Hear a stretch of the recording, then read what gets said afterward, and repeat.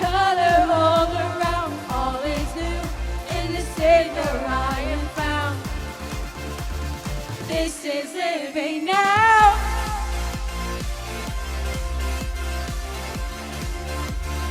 This is living now.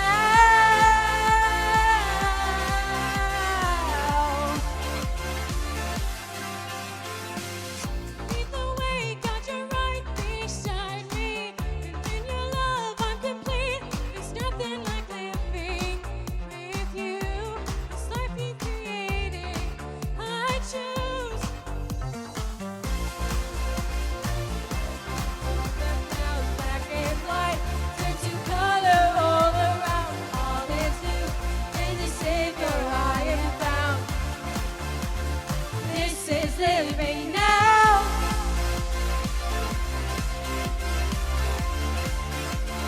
This is living now.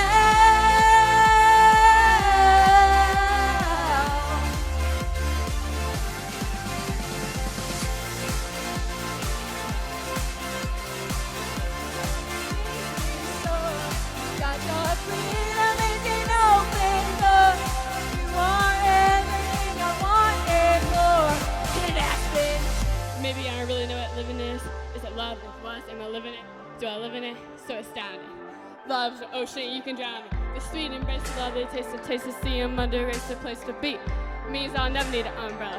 I'm cool in the cold and the hot weather and never ever. Understand in the man's and hands, great plans to stay up faith in life. I never know to touch this. But I'm like, what's the dream? What's the hope? What's the doubt for? This is knowing, this is living. The life I was given is gift. Never living the death. So what's the dream now? What's the hope in? What's the doubt for? This is living. The life I was given is gift. Never living the death. This is living now.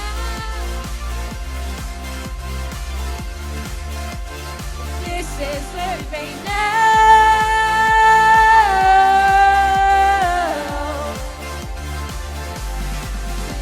Higher than I've been before.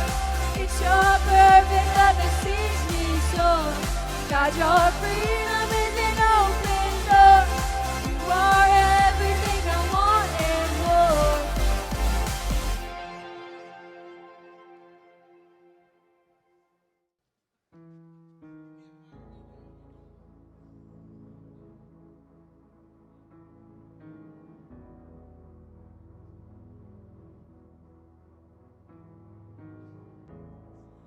Walking around these walls,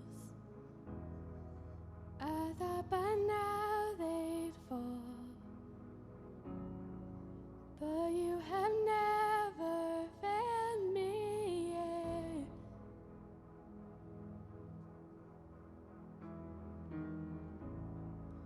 Waiting for change to come, knowing the battle's won, for you have never failed me yet.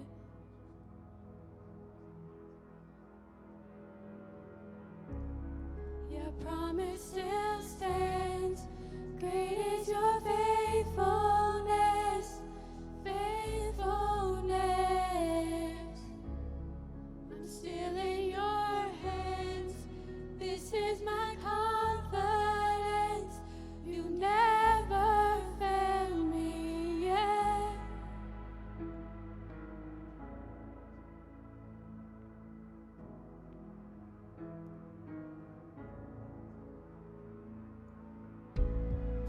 I know the night won't last. Your word will come to pass. My heart will sing your praise again.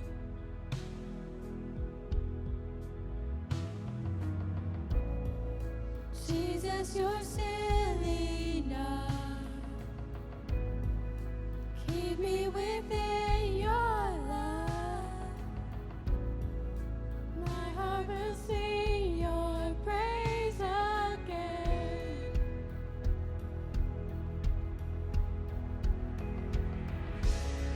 Your promise still stands. Great is your faithfulness,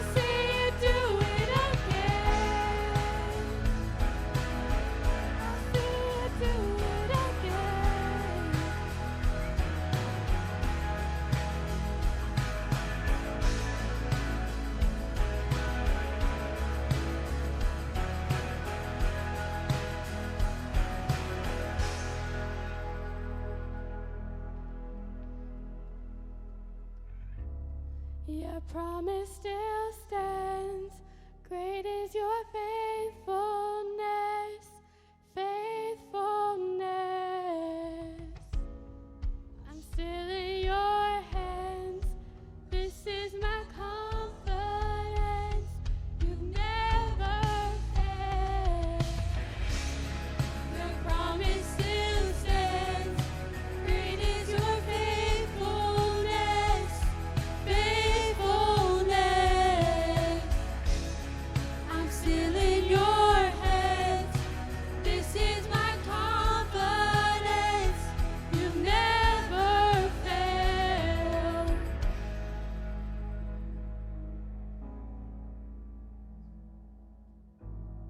God, let's pray. God, I just want to thank you for just bringing everyone here tonight. It's still really weird for us, and it's just a great pleasure that we have to be here tonight just singing for you guys. And I really hope to see so many new faces within the next few coming weeks. I just want to thank you for bringing everyone here, and I thank you for all the opportunities you're giving us, even in this weird time. In your name, I praise. Amen. I'm like, calm down, you're fine. And then you just keep saying that faster and faster. I should not be this worried about it. It gave me a lot of anxiety not knowing like what to even do in high school. Stress is a normal part of life when we are under pressure in new and demanding circumstances. That's a good thing because it helps us adapt when it matters most. There are many reasons why we may feel a little bit of anxiety in today's world. Anxiety is one of the emotions that doesn't feel great, like sadness or anger or fear. Anxiety is unpleasant, but it plays an important role in our lives. We are going to feel anxiety from time to time in our lives, but we don't have to feel anxious about feeling anxious. Everyone experiences anxiety.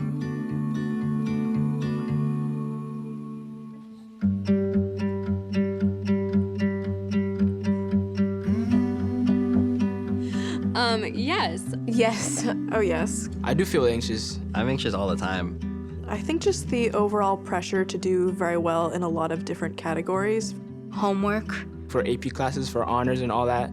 Once that test comes in front of me, everything blanks and I'm like, oh gosh. Reading out loud in class. Getting ready for college. Did you get in? Have you sent the things? And Accumulates, it's just stress.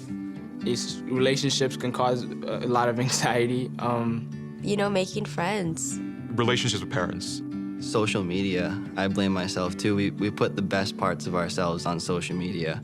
And if you spend like a lot of time like looking at that and kind of indoctrinating yourself that that's like how life is, then you kind of blame yourself for a lot of the bad things that happen. Well, like a lot of people were very competitive with each other.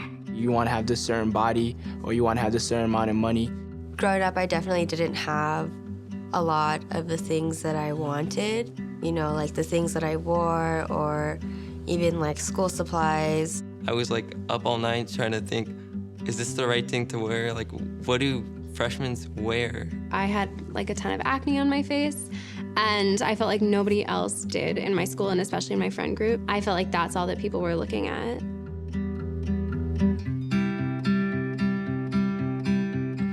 I just have really racing thoughts. My thoughts just move really quickly to like all the different fears. And a lot of times it's not even something that would happen. It's just your anxious brain just coming up with scenarios. It's like everything's closing in on you.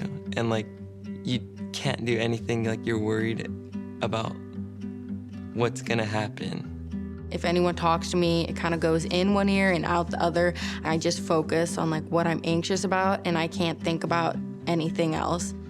Sometimes it can affect your physical body. You can have a hard time breathing. You're like breathing, I guess, like it kind of like bottles up and it freaks you out.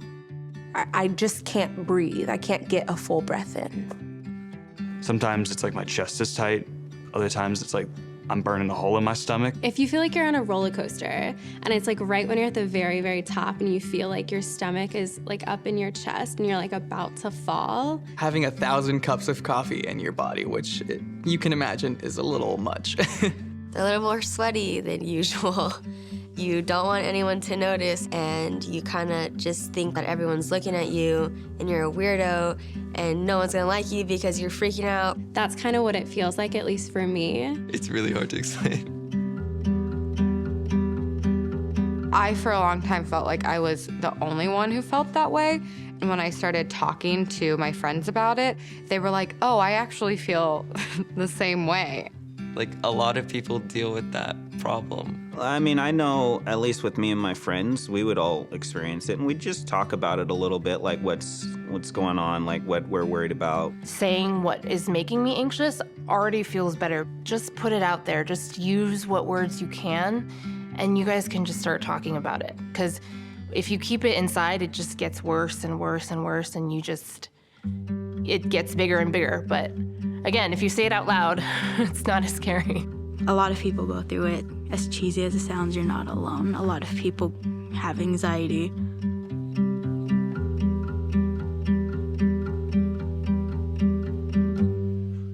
Hey, what's going on, student life? Thank you so much for joining us kind of live here on YouTube tonight. I hope that you guys enjoyed the game that I got to play with Cody this week. He is a worthy opponent.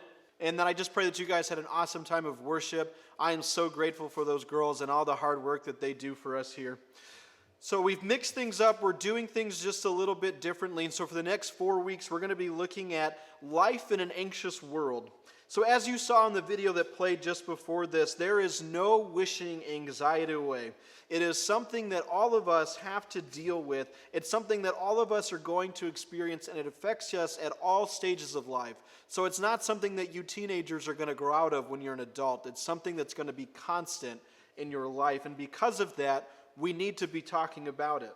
I want to take a look at a story from Scripture today that most of you have probably heard before, but I want to kind of put a different spin on it. This comes to us from Mark chapter 6, verses 45 through 51. It says this: Immediately after Jesus insisted that his disciples go back to the boat and head across the lake to Bethsaida, while he sent the people home, after telling everyone goodbye, he went up to the hills by himself to pray. Late that night, the disciples were in their boat in the middle of the lake.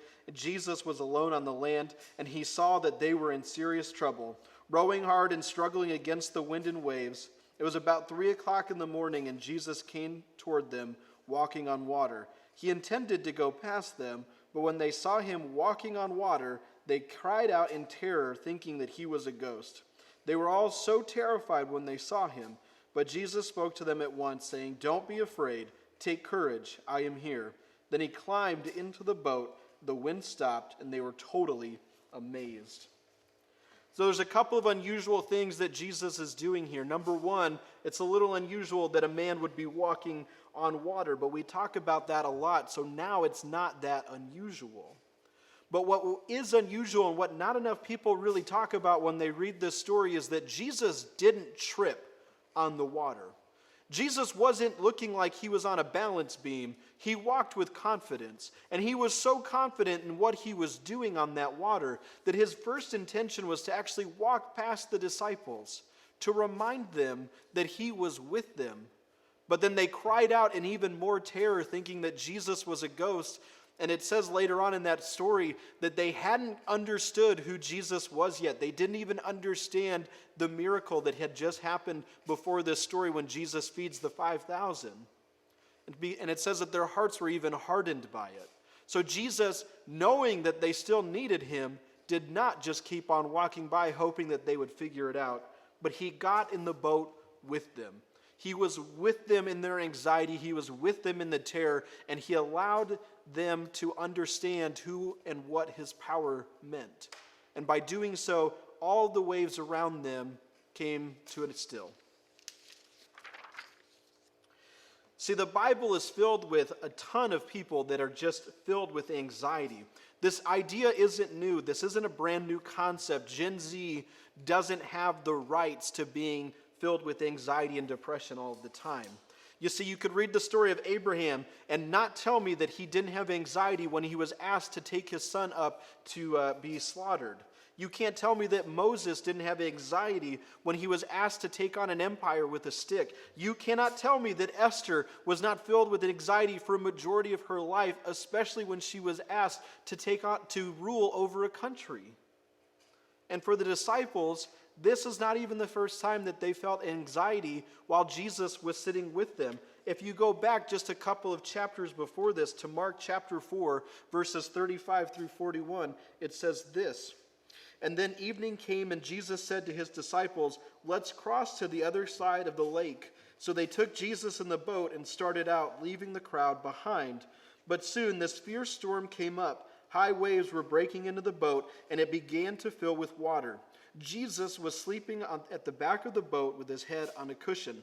And the disciples woke him up, shouting, "Teacher, don't you care that we're going to drown?" And Jesus woke up, he rebuked the wind and said to the waves, "Silence, be still." And suddenly the wind stopped, and there was a great calm. So once again, we have two very similar stories. The disciples are in a boat. They can't see the other side. They can't see the shoreline. All they can see is what life is giving them right then. And they feel like they are about to drown. They feel like they can't take it anymore. And they do exactly what we do. And they cry out to Jesus, "Why don't you care? Why can't you help us? Why aren't you here with me right now?" But Jesus was there the whole time. They just weren't getting it yet. They don't quite understand it. And you see, Jesus didn't leave them to just deal with their anxieties. He didn't just tell them to go off and figure it out on their own. He joins them. He's with them. He climbed into the boat. He was sleeping on the boat. He was always there with them. So hopefully you guys have had a chance to grab a piece of paper as we've been talking about all week leading up to this, because I'm going to ask you guys to answer the question right here. I'm going to give you guys about 45 seconds to fill this out, because I figured if you could do a TikTok in 45 seconds, you could write a couple of answers down to God. And for all of you guys that are struggling with this question, maybe it's school that's giving you anxiety. Maybe it's your friendships. Maybe it's a boyfriend or a girlfriend. Maybe it's the future. Maybe it's COVID-19. Maybe it's just the fact that your parents haven't had work in a couple of months and you're scared about your living situation. Maybe you have parents that are going through divorce. Whatever it is, write this down and let God know what you are feeling.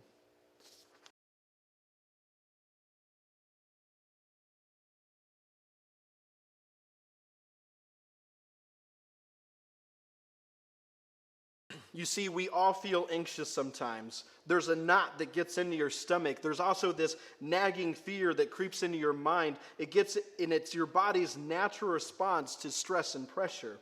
And anxiety can start to feel like a real problem. And if it's not taken care of, then it becomes a real problem. But here's what we all have to remember. Anxiety exists to help us understand something important. It might be reminding us that there is something wrong, that we might be in danger. It's telling us something about our bodies, about our relationships. It's about our basic needs, like even that we're not eating or sleeping. The key is that we have to learn to listen to this anxiety, not let anxiety control us. Tonight, I want you guys to hold up that list that was in front of you, and I want you to ask yourself, where is God working in the midst of all of this anxiety that's in your life?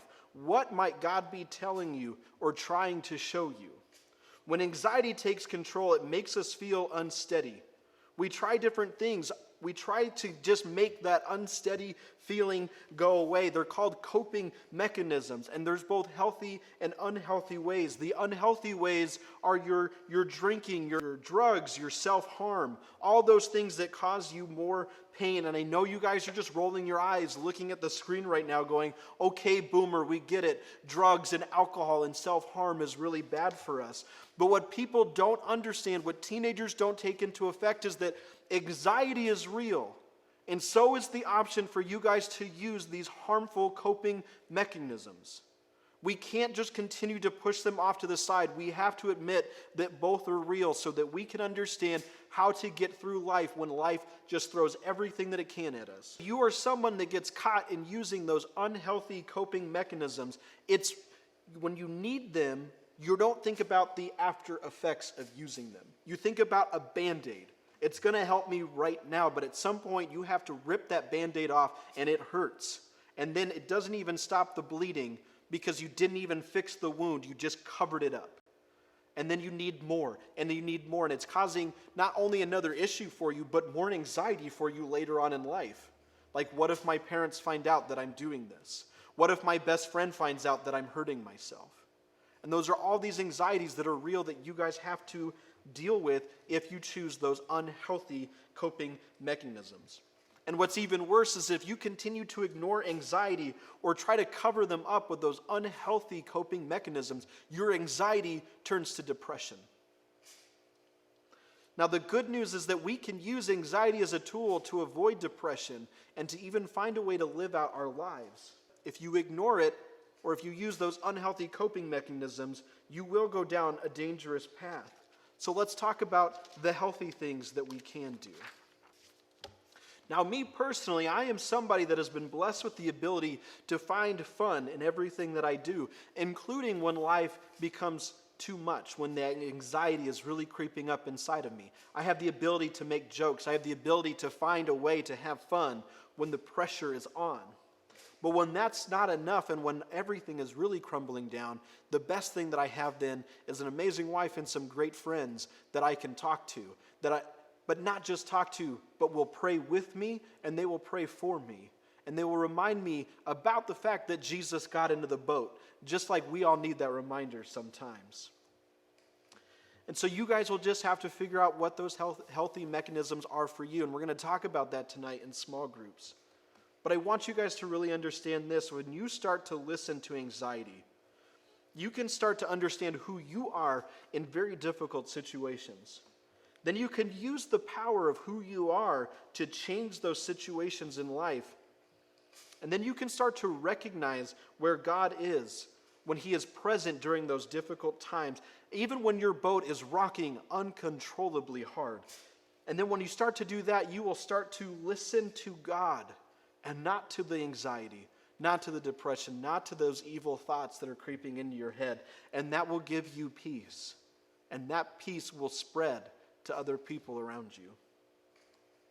You see, in those two stories that we read tonight about Jesus, there's one more important thing that I want you guys to truly realize about Jesus during His ministry.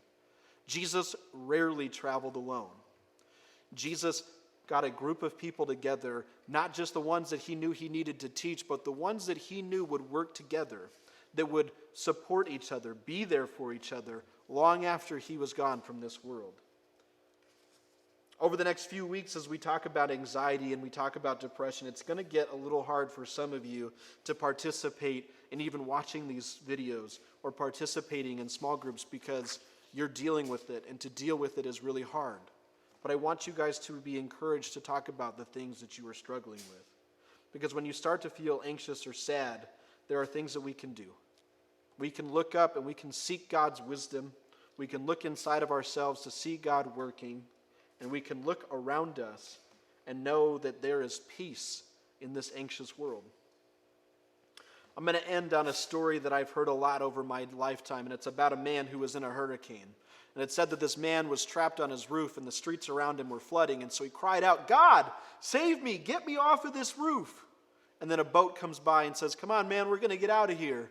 And he says, "No, thank you. I'm waiting for God to rescue me." He waits a couple of days, and then he cries out to God again, "God, why haven't you saved me? Help me, I'm still on this roof." And then a helicopter passes by, and they drop a rope down to him, and they say, "Come on, man, we're going to get out of here." And he says, "No, thank you. I'm waiting for God to save me." A couple more days pass, the waters rise, the man drowns, and he goes to heaven. And he goes before God, and he says, "God, what are you doing? I was down there on the roof crying out for you to save me, and you let me drown." And God looked at him and said, "I gave you a boat, and I gave you a helicopter."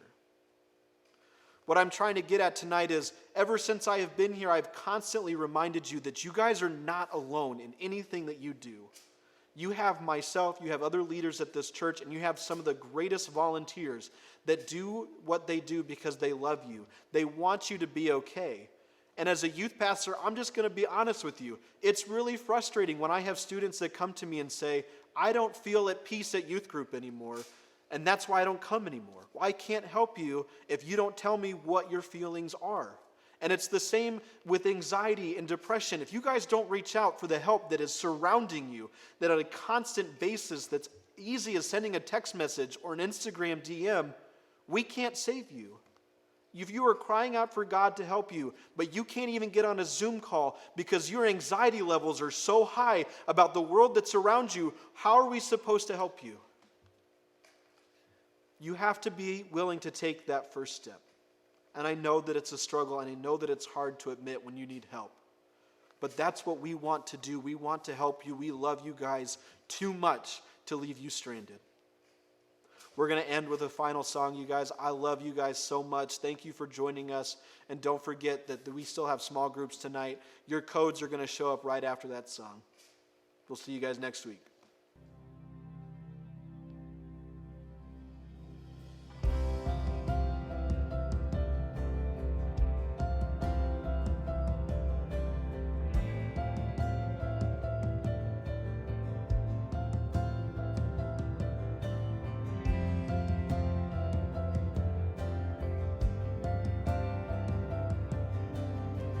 My hope is built on nothing less than Jesus' blood and righteousness. I dare not trust the sweetest frame, but wholly trust in Jesus' name.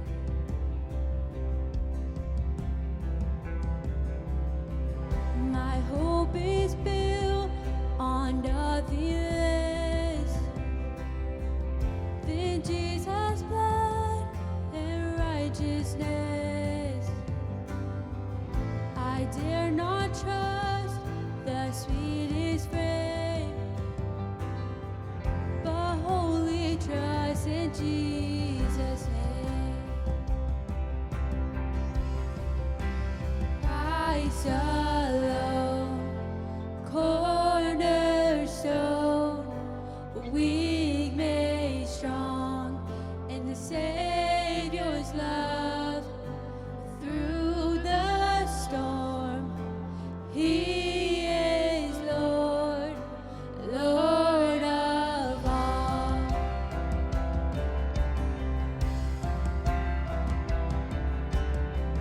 When darkness seems